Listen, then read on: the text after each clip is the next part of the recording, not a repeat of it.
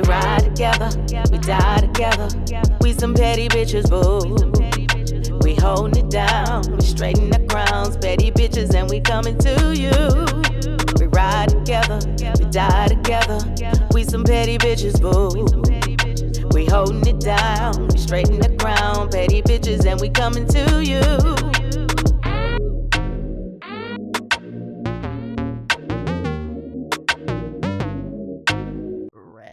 There we go. The light is on. Yeah, my biggest fear is like coughing in this mic. Oh gosh. Sorry. Are you so sick? I'm not sick. I think I'm getting over the Coronavirus. Yes.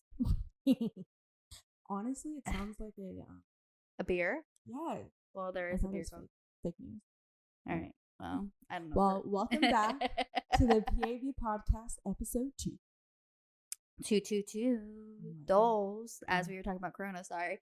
Oh Hi, I am Estelle, and this is Aryele.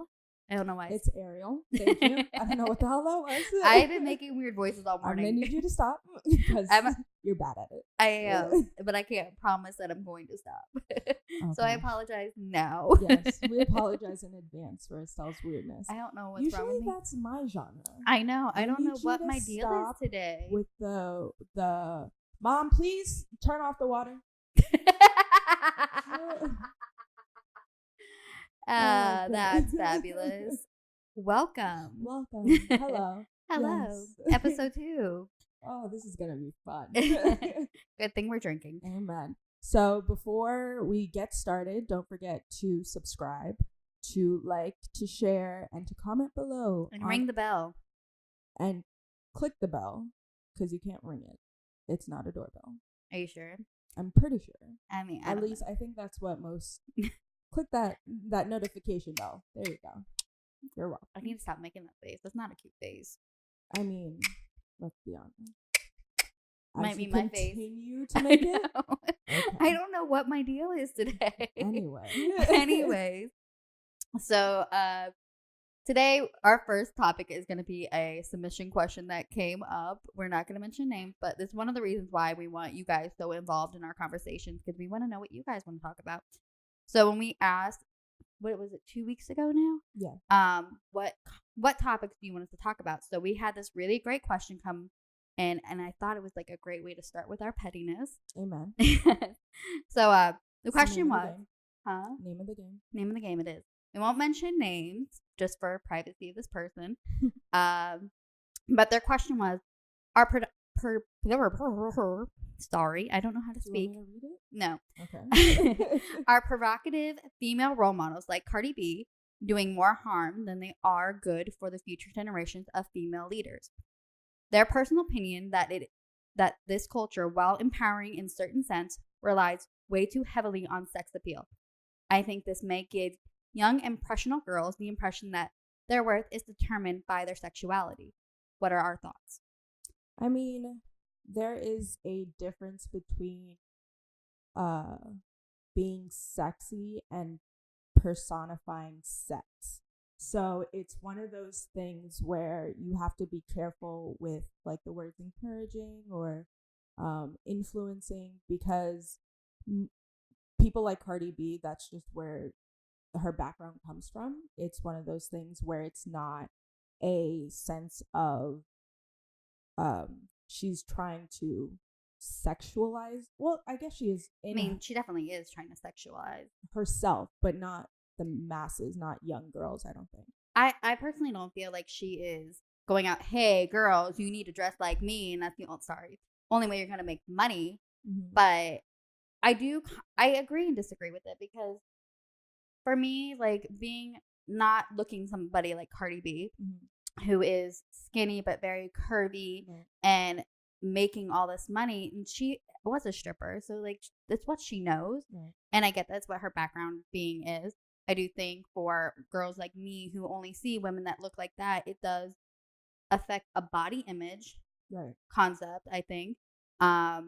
Thinking that she gets 1 million likes for her being half naked, and I post a photo of me just like being cute and getting like 4 likes.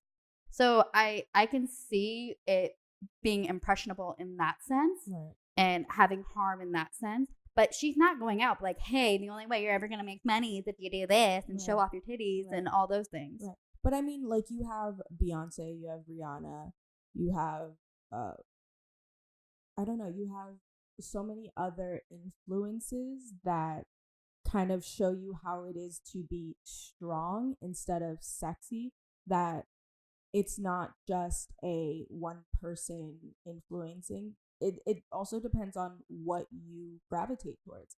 If you're naturally sexy by nature, then you definitely are going to portray that more in the public.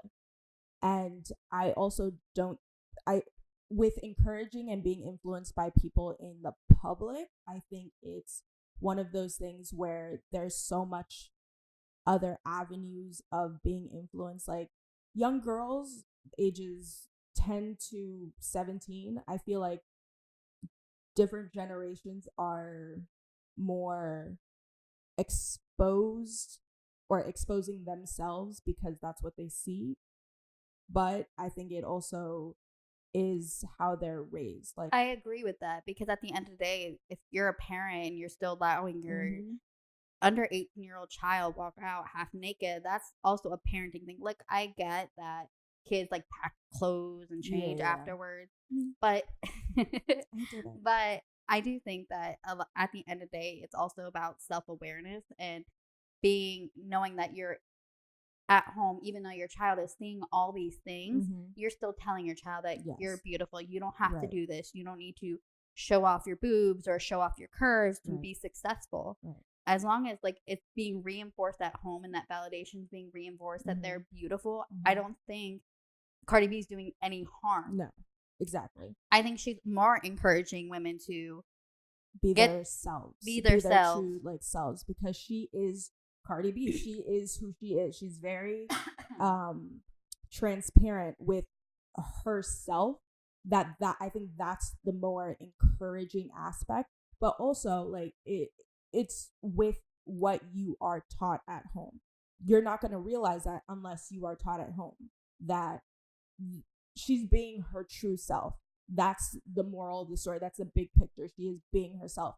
And if you are buttoned from your head to your toes, but you're still being yourself, then that is okay too. Well, too, I also don't think being sexy has anything to do with the clothes or lack of clothes that you're wearing. As we were talking yesterday, like, it's a persona that it's something that you just exude. That's the word I was looking for. Exude out from you. You know, you can be buttoned up head to toe and still look sexy. Like, you are rocking that walk and you are popping that collar. Good. Oh my gosh, I feel like my age just it did. My generation, like, age just showed popping that collar. Popping that collar. It did. I need you not to do that. That's a little weird. Says the woman that spent the first 2 minutes of this situation doing some weird ass shit with her face and her voice. I mean, but it's me. So, and I keep hitting my mic. I don't know. So move it farther away from you. I mean, but I want to be so close and personal. I'm going to need you to not hold the mic like that. Please and thank you. But yes, like I said, I do think it is a validation that you get at home. I think that is so important. As long as you're teaching your kids back at home that they're beautiful, that they don't need to do those things and be a stripper to become famous. I think that's more of the problem, I think, nowadays, is that kids are thinking that they have to do those certain things. That's the only way that they're going to become famous or become successful or make money. Like, those aren't the only avenues to take. And I think that is so important, more of an important message to get across. Like, I love Cardi B. I do think she's hilarious and funny. And I love that she's like rah-rah about women and empowering them. But she's not sitting there saying, like, I did this way, so you have to do it that way. And I think there's other people. Like I said before, you have the Beyonce who's just celebrating being Sasha Fierce. You have Rihanna, who is also someone that is exposing her body, but her body changes so much that she's embracing.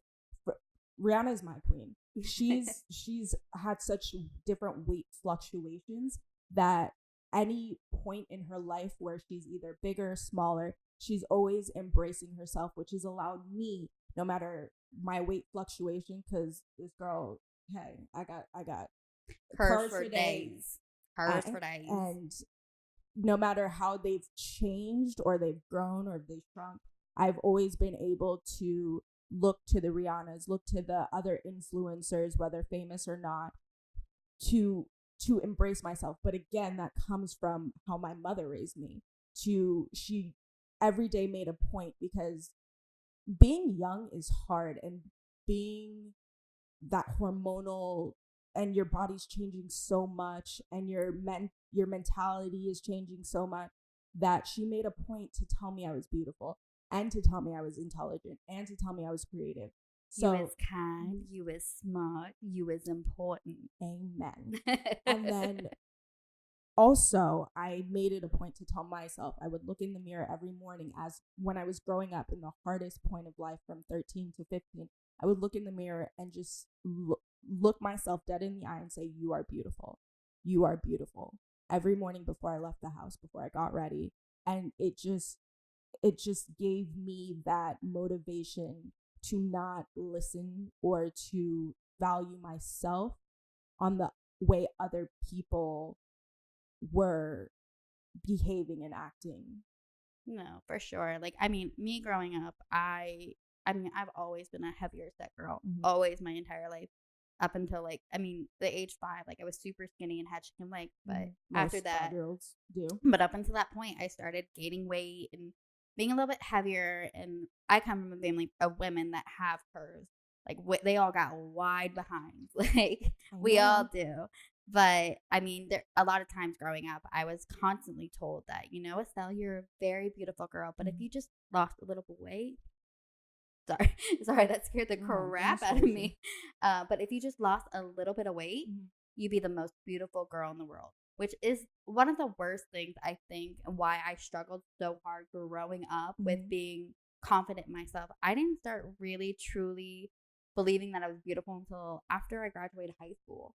Yeah. And going through all those emotions and stuff like that, and dealing with depression and being chosen over other guys, because I always allowed other people's views, or being chosen by guys from other girls, and being sorry, I lost my train of thought. Sorry. No, you're fine. And going through that mindset, and it finally took me probably to the age of 21 to really realize that if I don't give it to myself, I'm not going to receive it from other people. Right. I think that knowing within yourself that you are truly beautiful. Yes. No, I'm not at the weight that I want to be. And yes, I make very ugly faces. So I'm really working on that. But and I do have beautiful. Oh, well, thank you. Just give me all the You're gorgeous from the inside out. No, but it's true. I'm not at the weight, but I do know that I am a very beautiful woman. Yes, you are. And partly, so are you.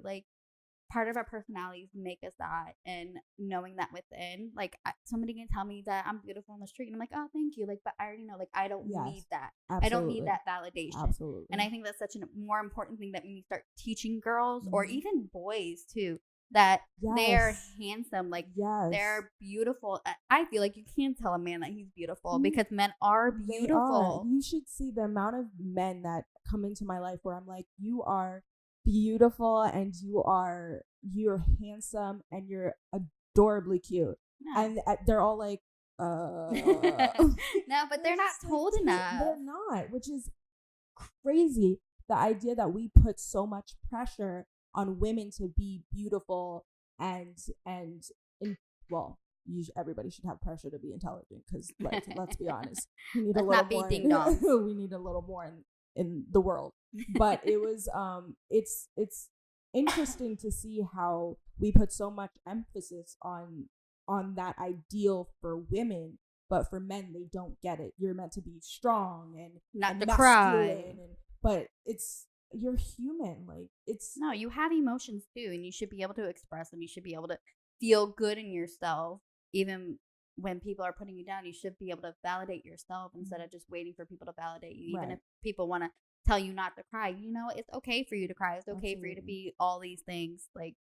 That needs to be more of a point to make on just the general public, because it's just easier. It's a lot more security and more protection if you decide to just know it in yourself and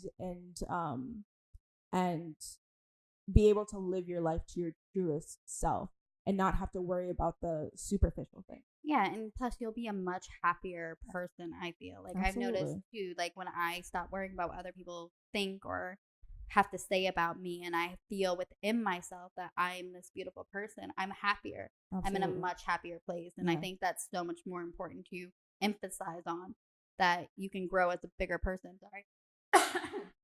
I'm trying to avoid doing that. Sorry. But I think that will help you be a better person and get rid of this idea that the only way to be successful is to be hypersexualized. Yeah, I mean, but if we're going to be completely honest, it is a big portion of our society, unfortunately. And we have the attention spans of what, an ant or a squirrel? Yeah, oh my gosh, I'm shorter than that. But it's one of those things where it's like social media is influencing that so much, and in a way kids are raising kids in that value of you have to look like this, be like this, post like this, because that will get you 1 million likes. Yes. And right now it's true, and hopefully that'll change eventually, but I don't see that. I don't know how long it takes. I don't know how long it takes for that to be an aspect. I don't know. I think as a society, we're the bigger problem of it. Like we keep encouraging it. Like I said earlier, like Cardi B is getting 1 million likes for being half naked. I'm sorry, I keep bringing you up, girl. I love you, but I keep bringing you up. Like you get 500,000 likes just for being half naked, or even some Instagram model who poses sitting by the pool in a thong and no top on, and she gets 1 million likes, and it's because she's naked. And said, when I post a photo or you post a photo, we're fully dressed and we get maybe 100 likes, if that. And it's because we're not naked. And I think that's partly a societal problem. Right. Like we as a culture don't feel the need to change that. We just want to see that next naked body because that's all we care about. And we've been ingrained to think that with media and commercials and advertisements, and that's the only thing that sells, that sex sells. Right. I don't truly believe that. Like, I do think being conservative is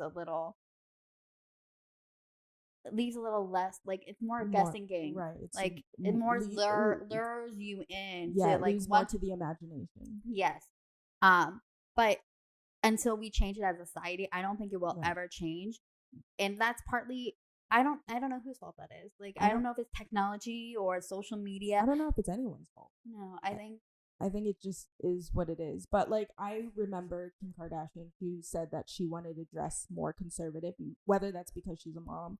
I thought it was Kanye that wanted her to dress more conservative. Be honest. I mean, they're one and the same. But it's one of those things where, like I said, you could be buttoned down from head to toe. I think sexy, you could be all covered up, but it's how you exude the sexiness. So like, I can be in this dress, but the way it curves my body. Good girl, you look fine. You look fine. Yeah. Leave comments down below if I look. No, I'm kidding. Don't do that. This isn't tender. Don't do that. How many times do we have to have this conversation? Listen, I'm trying to find a husband. So am I, but I'm not out here being like, if I look sexy. Putting it in the universe. I'm putting it in the universe. Don't bother when me. it's meant to happen, the Lord will bring it into your life. All right. But anyways, do you think that it's the parents' fault or the generation? Because the boomers are raising the millennials, and us millennials are raising these generation Y. Yeah. Do you think that is part of the reason why? Like, what do you think is the downfall in that? I mean, I think it comes one and the same. I think for the difference is, as millennials, we didn't have the technology. That's true. That we grew up with it. Gen Y does, because it's we grew up with it and we saw it change. Like, when I was 12, 13, 14, we didn't have Instagram. I think Instagram came upon when I was like 20, 21. I was 21 when it came out. So okay, you so were, I was younger. yeah. Love you. I hate this girl. Oh my goodness. It wasn't a part of my life. We had Facebook. I remember we had MySpace. We had Facebook. Facebook wasn't what it is now. No. It was a way to listen. I was hard set on not joining Facebook because I was just like, MySpace, love it. Can you not do that again? You sound like such a white girl, like a Valley basic, girl. basic white girl.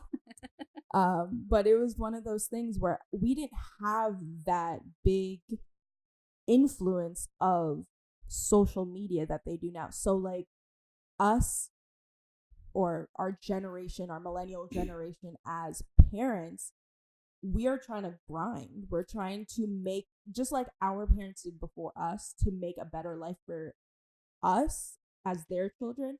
We're trying to do the same, but unfortunately the kids that we're raising are also like being raised by social media. And it's even more than being raised by social media. They're being raised by themselves. They're being raised by other 13, 14, 15-year-olds. And if, they're not very, they're kind of like beehive. Jesus.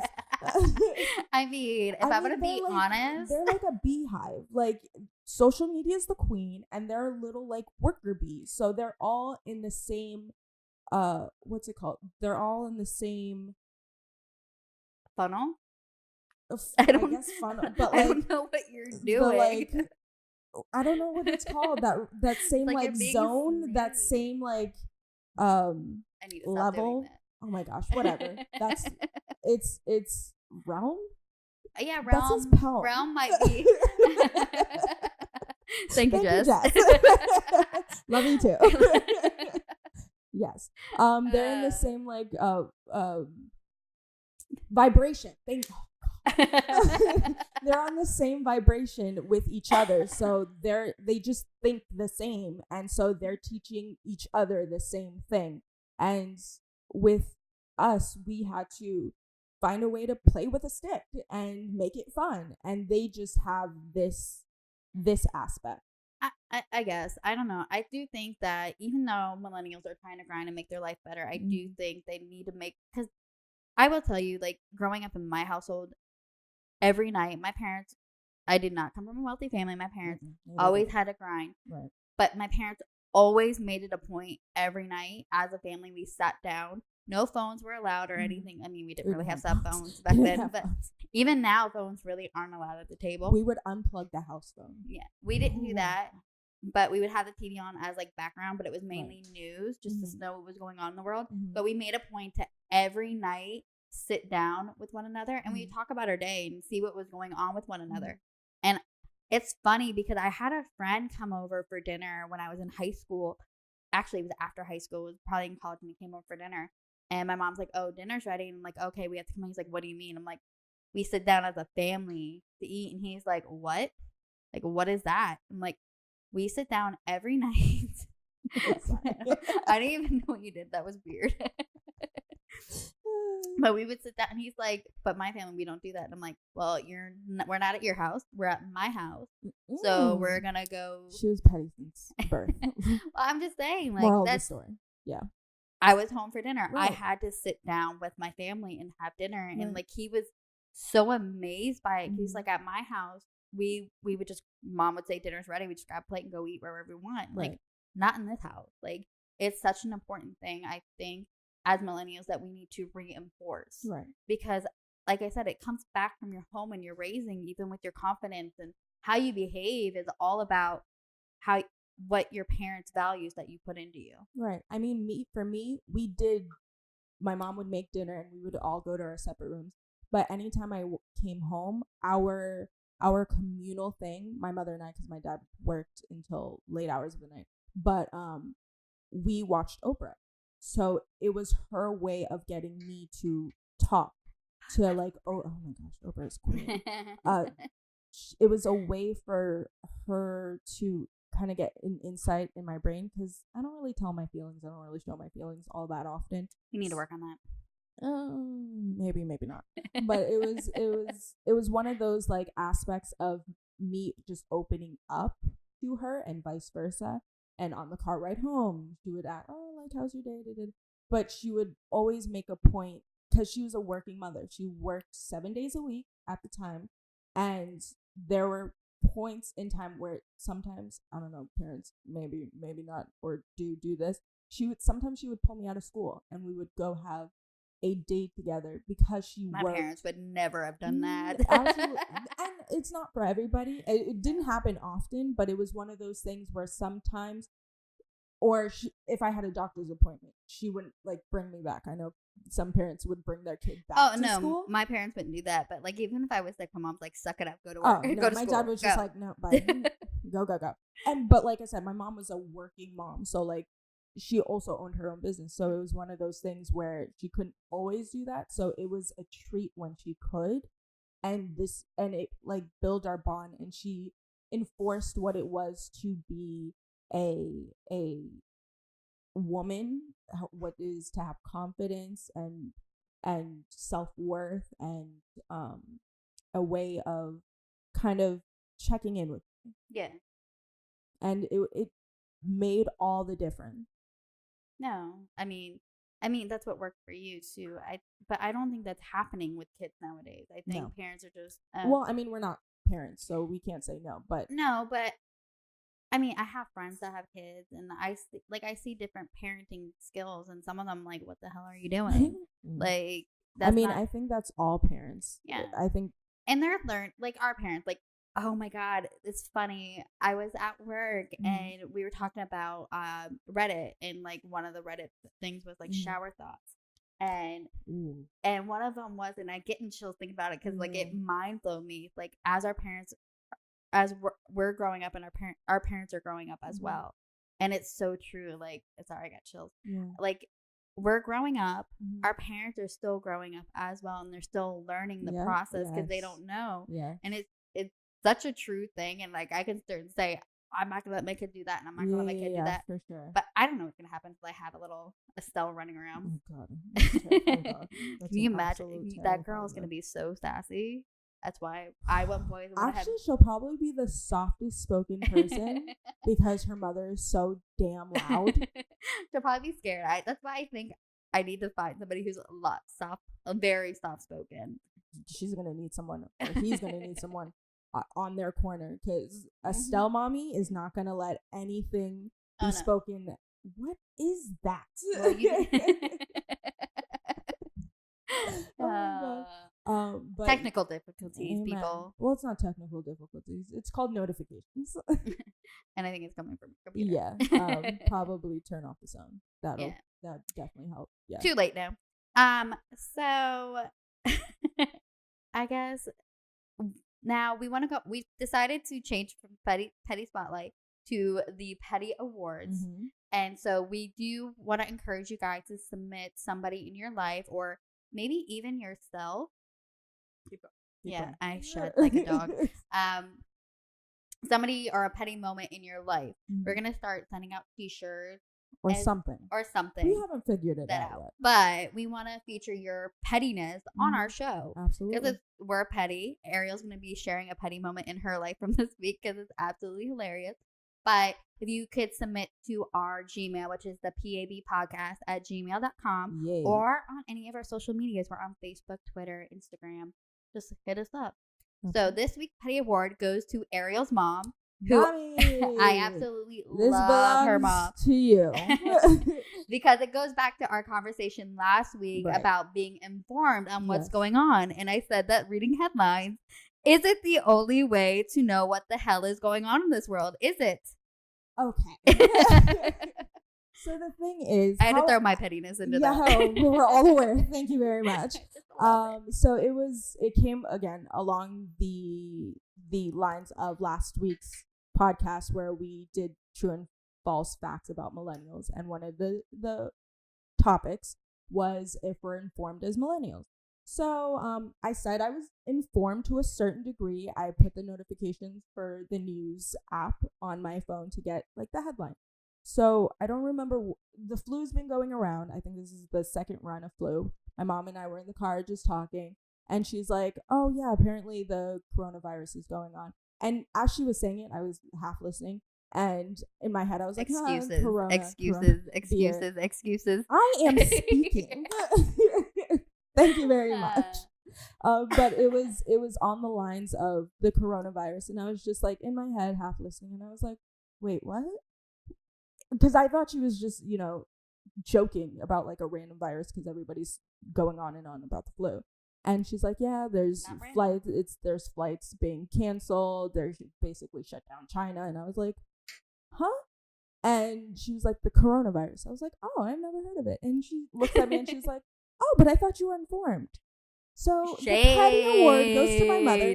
Thank you for watching our podcast. I appreciate the support. But no one asked. No one asked you for your opinion. But we kind of did, actually. No, we didn't. But we did. No. And I love her for backing me up because reading headlines does not inform you of everything. But the fact is, I didn't even read that headline. So is it true that millennials are not informed? I mean, I said we're not informed about everything, and we're not informed by everything. I mean, point proven. I just like to throw shade at you. It's fun. Oh, no. I'm aware. Thank you. Because I'm sure you're going to get me back. But exactly. Because Karma's a bitch. Listen, this is my karma for you last night. For throwing. What did I do? We'll talk about it later. Oh. Christmas okay. gifts. Petty Awards next episode goes to me. So we want to thank you guys for watching. Again, if you made it through the entire show, just make sure you subscribe, share, like, and follow us on all of our social media. Comment below. What should their comment be? Like their... Well, I definitely want to start. I would definitely start requesting or emailing us your pettiness of the week. Absolutely. I definitely want to hear about that. Let us know what you think of our show. Like we're growing. What if we need to change my face or Ariel's face? We can't change our faces. I'm sorry. That's not a thing we can do, or a thing I will do because there's too much. I do need you to stop closing your eyes too much. I have slanted eyes. Leave me alone. But yes, so thank you guys for being with us. Just like I said, make sure you like, share, subscribe. Follow us on Instagram, Facebook, and Twitter at the PAB Podcast. Mm-hmm. And if you want to email us, reach out to us. Our Gmail is the PABpodcast@gmail.com. We'll leave it below on the screen there, and you'll figure it out. All right. Well, cheers, my dear. Thank you. Bye, guys. Bye.